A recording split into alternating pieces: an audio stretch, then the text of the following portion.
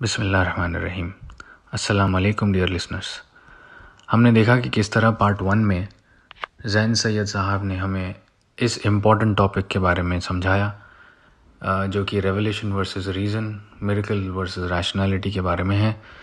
اس topic پہ کیسے جوش اور کرسچن لوگوں نے اس کو سمجھا یا نہ سمجھا اور اس کے ایفیکٹس کیا نکلے۔ آج ہم دیکھیں گے اس پارٹ 2 میں کہ اس ٹاپک پہ مسلمانوں کی ہسٹری میں کیا ایفیکٹس ہوئے، کیسے یہ ریسیو کیا گیا اور اس کے کیا کیا نتائج نکلے، اور آج کے دور میں اس کا ریلیونس کیا ہے اور مسلمانوں کے اوپر اس کا کیا ایفیکٹ ہو سکتا ہے انشاءاللہ۔ I hope you enjoyed part 1. Please enjoy part 2 and try to share it as much as possible inshallah. اب آتے ہیں اگر آپ سوال ہو دوسرا تو میں اسلام کی طرف آتا ہوں کہ یہاں اس کا جینیسس کہاں سے کس طرح سے کیسے as a logical next step کہ اسلام میں اس کا ریلیونس کیا ہوگا، کیا تاریخ ہے اس سے منسوب کر سکتے ہیں history of this topic in Islam. دیکھیے اسلام میں بھی اگر آپ شروع کے دور سے ہی دیکھیں نا، کچھ عرصے کے بعد سے ہی ایک معتزلہ اٹھے تھے، اور ان کا اور امام مالک کا بہت زیادہ اس وقت ان کا آپس میں بحث و مباحثہ مجادلہ ہوتا تھا۔ وہی بھی آ جاتی تھی کہ اصل اور نقل۔ تو معتزلہ تھے تو مسلمان ہی، لیکن ان کا کہنا یہی تھا کہ ریشنالٹی اگینسٹ دا ریولیشن، اور وہ وقت نبی کریم صلی اللہ علیہ وسلم کا جو ریولیشن تھا، آپ کی جو سنت تھی یا کچھ حدیث آپ لے لیجئے جو ایکسپلینیشن دیتی ہیں، وہ ٹائم باؤنڈ تھا، وہ اس وقت کے لیے تھا۔ اب ہمارے لیے وہ ریلیونٹ نہیں ہے، ہم صرف اوپر سے ایک میسیج لے لیتے ہیں توحید کا، اور پھر we will do our own اجتہادات، open the floodgates totally. اور تو پھر وہاں پہ امام مالک نے اس کو بہت ڈیفینڈ کیا ہے، اور کہتے ہیں کہ اس دور میں کہ آپ پہ اتنا ظلم ہوتا تھا کہ اگر ہاتھی پہ بھی اگر اس ٹارچر، اس ظلم کو، اس جو آپ کے اوپر ظلم ہوتا تھا، اس کو آپ کو کوڑے لگتے تھے تو ہاتھی بھی چلا جاتا، لیکن آپ نے اس کو پکڑ کے رکھا اپنے اصل میسیج کو۔ اور وہ بار بار یہی کہتے تھے کہ یہ جو تم یہ جو آرگیومنٹ دیتے ہیں تو اس سے قرآن کو سے پروف کر کے دکھاؤ مجھے۔ اگر آپ قرآن ہی سے کہتے ہیں تو پھر قرآن ہی سے پروف کر کے دکھاؤ، اور وہ تو کر بھی نہیں سکتے تھے۔ تو لہٰذا اس کے بعد ان کے آنے والی نسلوں میں وقت بدلا تو پھر حالات بدلتے گئے۔ لیکن میں آپ کو فاسٹ فارورڈ انڈسٹریل ریولوشن پر لا کر وہاں ماڈرن ورلڈ میں لانے کی کوشش کرتا ہوں اگر آپ کی اجازت ہو تو اصل ہم کو اسی ٹائم باؤنڈ میں آج ماڈرن ورلڈ میں بات کرنا تھا، پوسٹ انڈسٹریل ریولوشن۔ دیکھیے جب انڈسٹریل ریولوشن ہوا نا یورپ میں، تو it was a total blast of the information ایک دم کھل کے سامنے آیا، اور میس پروڈکشن ہونے لگا، میس اسمبلی ہونے لگی، اور ہر چیز را لے کر آپ ٹرین کی ایجاد ہوئی۔ اس طرح سے کافی جہاز ہے، اور انسان نے عقل کی بنیاد پر ایک بسٹ آف دا نالج کہہ سکتے ہیں نا، جو ایمبریونک فارم میں تھی اس سے پہلے نالج اب بسٹ ہوئی ہے۔ تو وہاں پر انسان نے پھر ٹوٹل مادیت میں ہوتے ہوئے روحانیت سے دور ہونے لگا، اور نیوٹونین، جیسے آپ نے کہا نیوٹونین فزکس اور لاز آف کیمسٹری، اس کا ریاکشن کیا ہونا ہے، بایولوجی، اور پھر سرجری، یہ سب چیز دیکھنے لگے اپنی نظروں سے، اور اس کو فوراً سینسس میں فائدہ ہونے لگا انسان کو۔ تو لہٰذا آپ دیکھیں گے، اگر میں فاسٹ فارورڈ آ جاؤں ہندوستان میں، تو اس وقت شاہجہاں کا دور تھا، تو شاہجہاں کو پائلس ہو گئے تھے، بواسیر، تو وہ علاج نہیں جانتے تھے، تو انگریزوں نے علاج کیا تھا۔ تو اسی طرح انگریزوں کو برات ملی تھی اپنے ہاربرس پہ ٹریڈ کے لیے، ان کے راستے کھلے تھے، جبھی سے انگریز آنا شروع ہو گئے تھے۔ اور وہ کیسے آئے تھے؟ وہ جہاز، انہوں نے اوشن پہ کمن باندھی تھی، دے کانکرڈ دا اوشن بیسیکلی، جیسے آج اسپیس میں کون آگے ہے؟ ویسٹ آگے ہے، امریکہ۔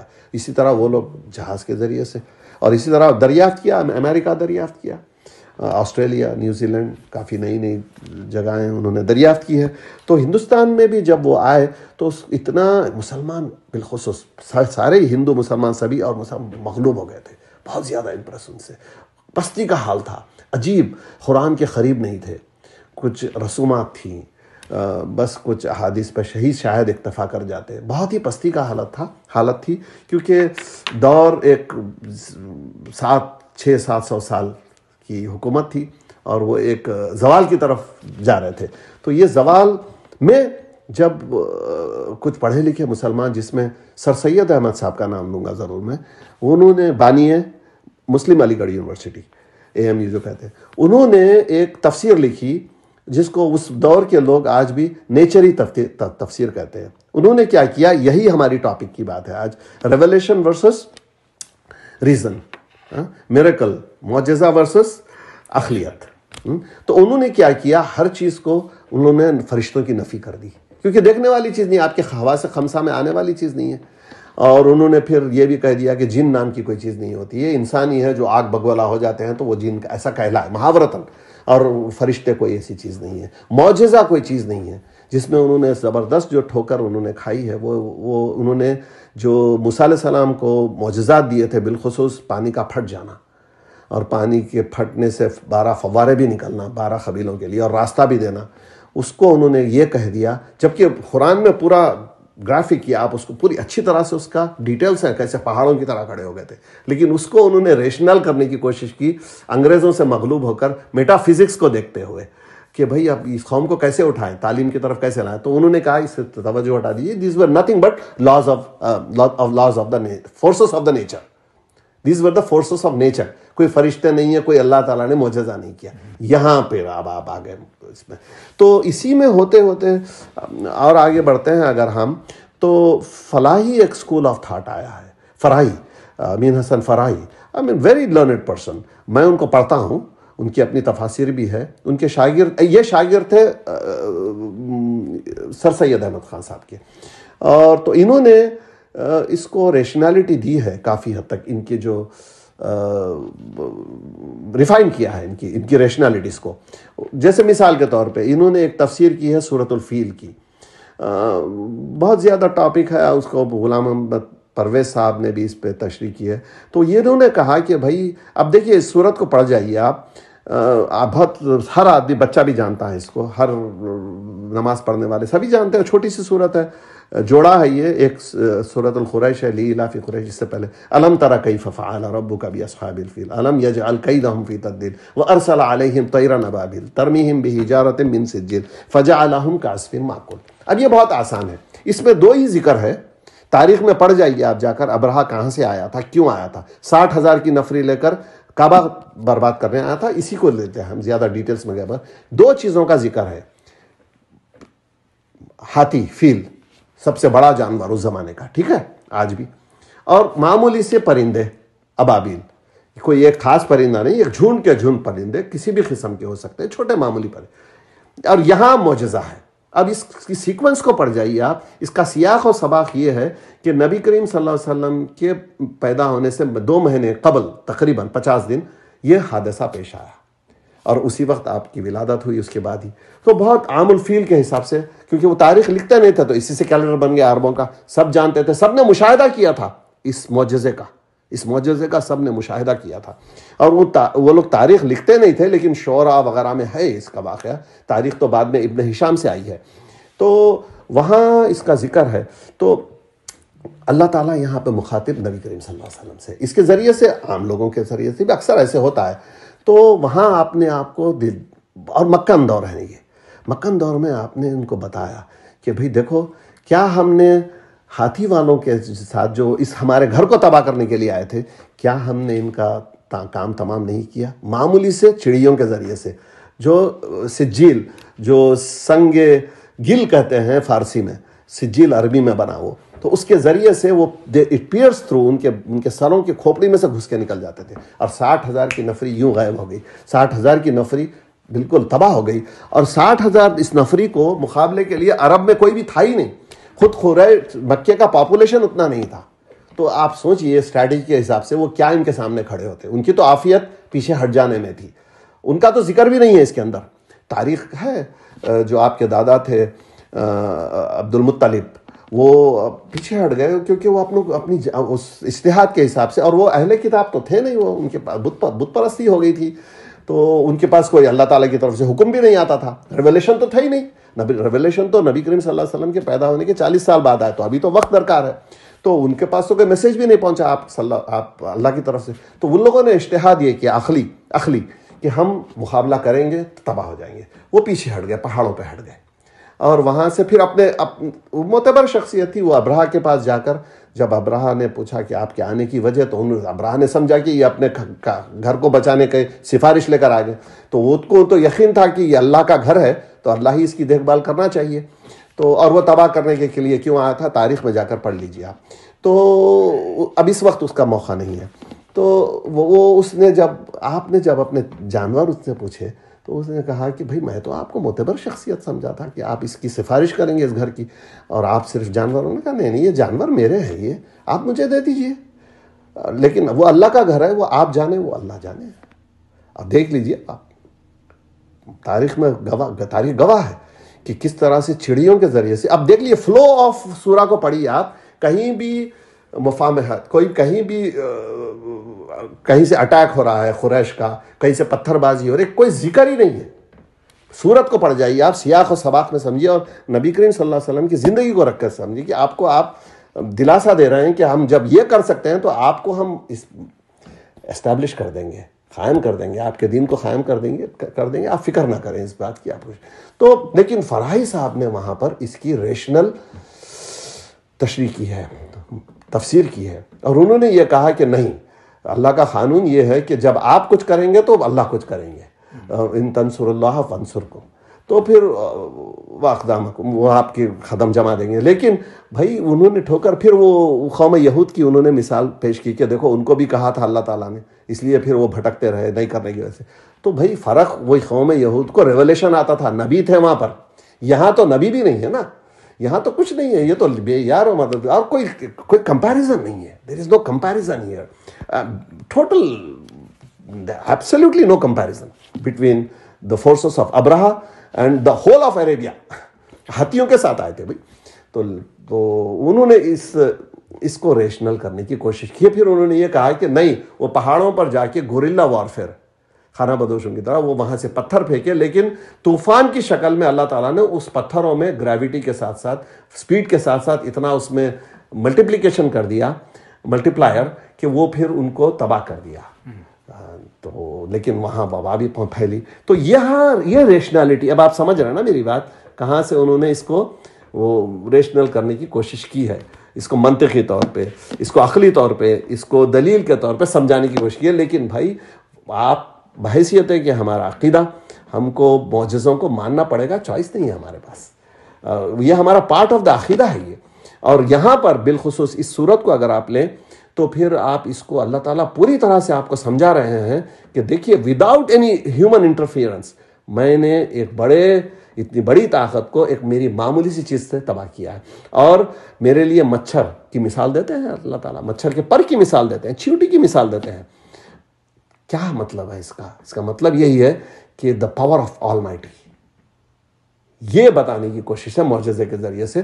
معجزہ، اور پھر لی لافی قریش پڑ جائیے، وہاں پہ اللہ تعالیٰ احسانات بتا رہے ہیں قوم قریش کو کہ ہم نے کیا کیا نہیں کیا تمہارے لیے، امن قائم کر دیا اور تم بت پرستی کرتے ہو اس طرح سے.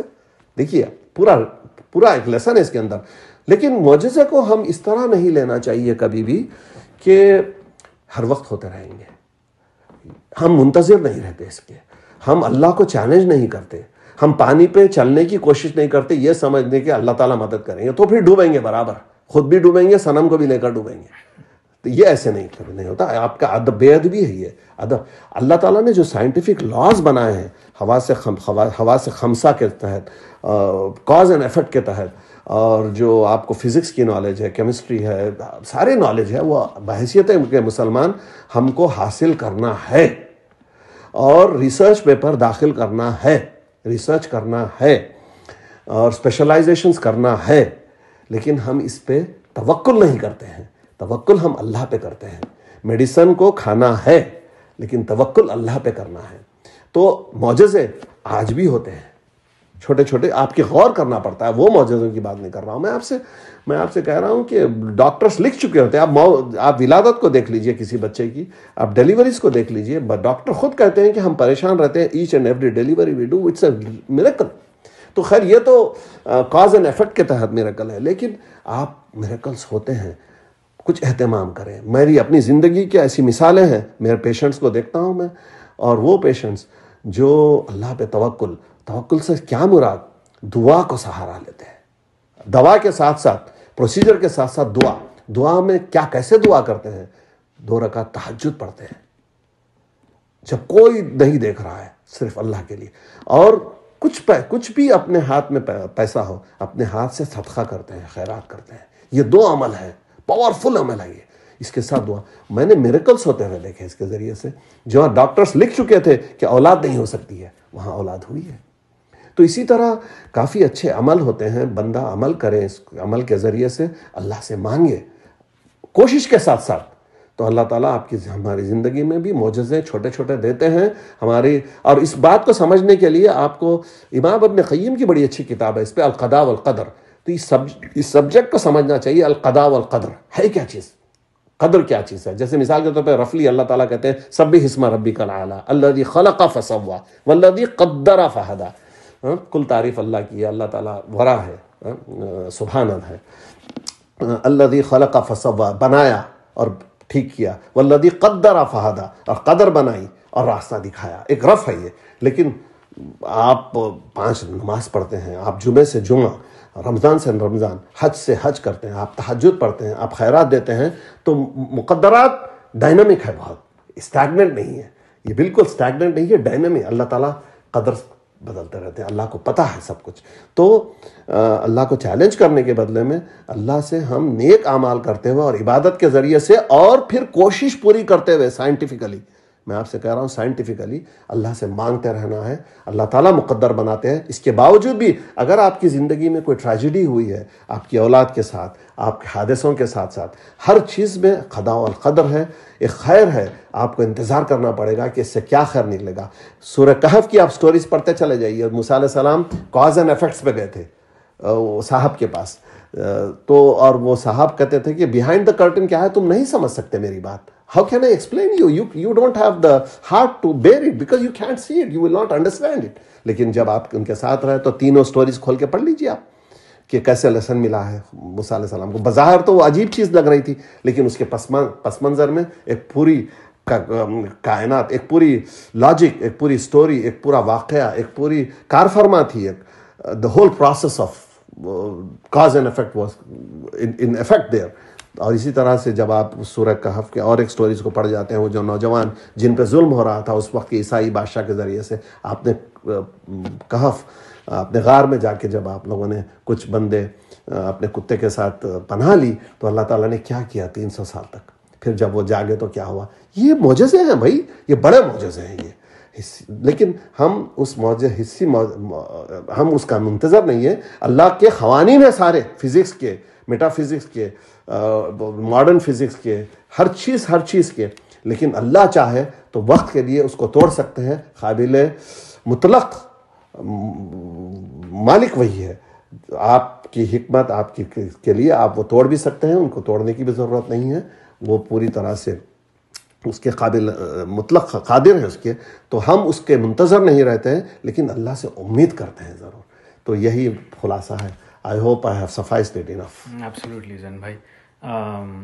And very beautifully, بہت خوبصورتی سے آپ یہ بھی کنوے کر دیے کہ belief in revelation, belief in miracle gives you hope. hope.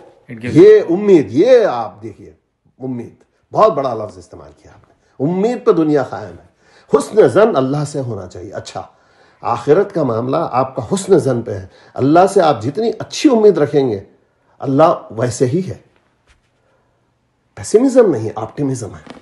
پوری دنیا کائنات آپٹیمزم پہ ہے, تو امید رہنا چاہیے. گریٹ. جزاک اللہ زین بھائی, very good talk. I hope سارے لسنرز کو بھی اس سے کافی فائدہ ہوا. ہاں تھوڑا سا طویل ہو گیا ہے, آدھے گھنٹے سے زیادہ. I hope the audience will stay with it, stick with it, listen to it please and share with others, اور انشاءاللہ استفادہ کریں گے آپ لوگ. جی السلام علیکم و رحمۃ اللہ.